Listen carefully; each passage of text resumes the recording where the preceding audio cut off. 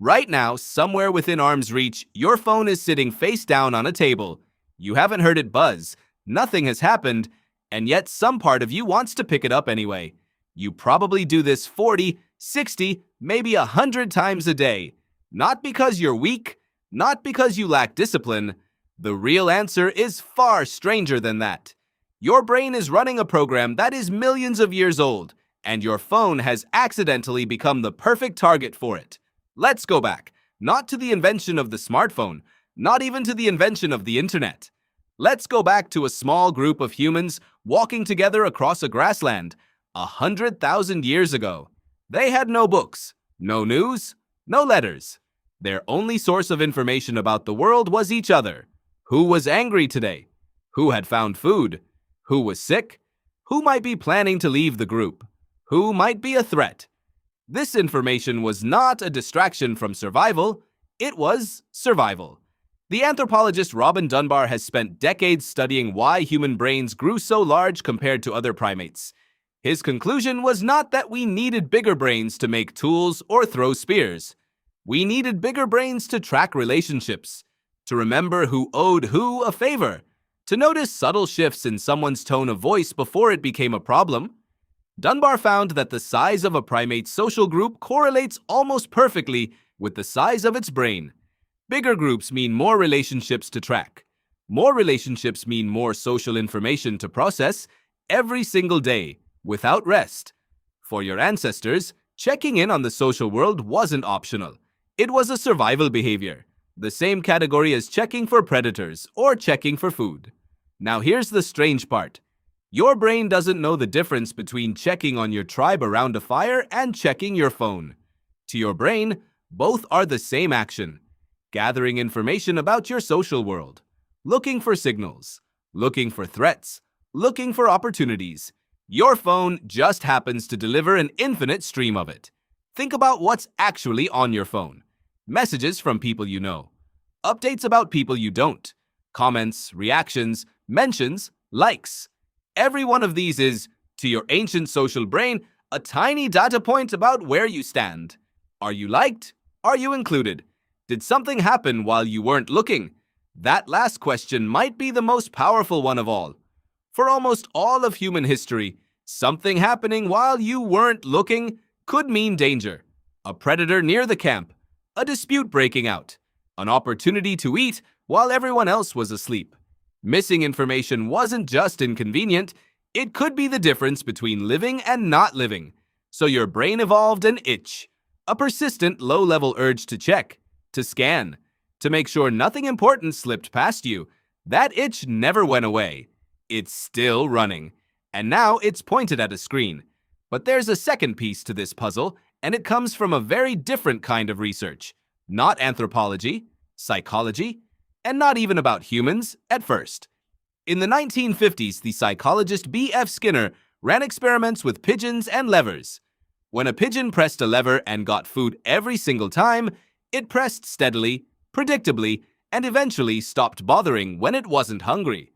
But when Skinner changed the rule, so the pigeon got food only sometimes and never knew exactly when, something changed. The pigeon pressed the lever more, far more, obsessively almost. Skinner called this a variable ratio reinforcement schedule. An unpredictable reward mixed in with no reward at all creates the strongest, most persistent behavior psychology has ever measured. Does that sound familiar? When you unlock your phone, you don't know what you'll find. Maybe a message that makes you smile, maybe nothing, maybe something that makes your stomach drop. You don't know, and not knowing is exactly what makes you check again. Your ancestors lived inside a version of this too. Walking into camp after a day of foraging, you didn't know if there would be good news, bad news, or nothing at all. That uncertainty kept your senses sharp. It kept you scanning. Now combine these two ancient systems, a brain wired to treat social information as survival information, and a brain wired to chase unpredictable rewards harder than predictable ones.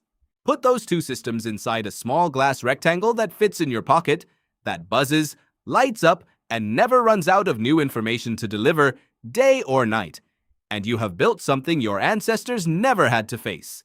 a predator detection system, and a gossip tracking system, both running at full speed with no off switch, pointed at an endless supply of bait. Here's the part that should genuinely surprise you. The psychologist John Cacioppo, who spent much of his career studying loneliness, found something unexpected.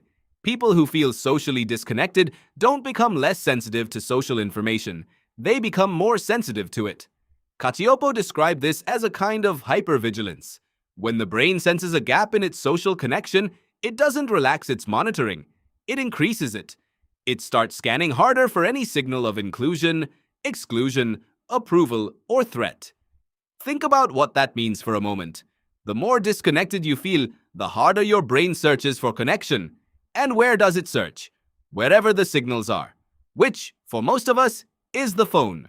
So the very tool that can make you feel a little more isolated is also the tool your brain trusts most to fix that isolation. It's not a flaw in your willpower. It's two ancient alarm systems, each doing exactly what they evolved to do, both aimed at the same 6-inch screen. Your ancestors' world had natural limits. There were only so many people in the group. Only so much news could travel in a day. Eventually, the fire died down. The group went quiet, and the checking simply ran out of things to check. Your world has no such limit. The patch of information never runs dry. There is always one more notification that might exist, one more message that might have arrived, one more thing that might have happened while you weren't looking. Your foraging instincts evolved in a world with edges. You're using them in a world without any.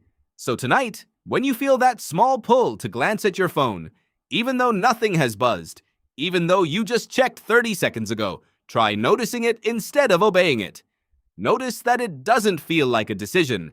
It feels like an itch, an automatic scan, a piece of ancient hardware trying to keep you safe in a world it was never designed for. You're not broken. You're not addicted to a piece of glass and metal. You're a 100,000-year-old social radar, still scanning the horizon, still listening for the sounds of the group around the fire. It's just that the fire is in your pocket now, and it never goes out.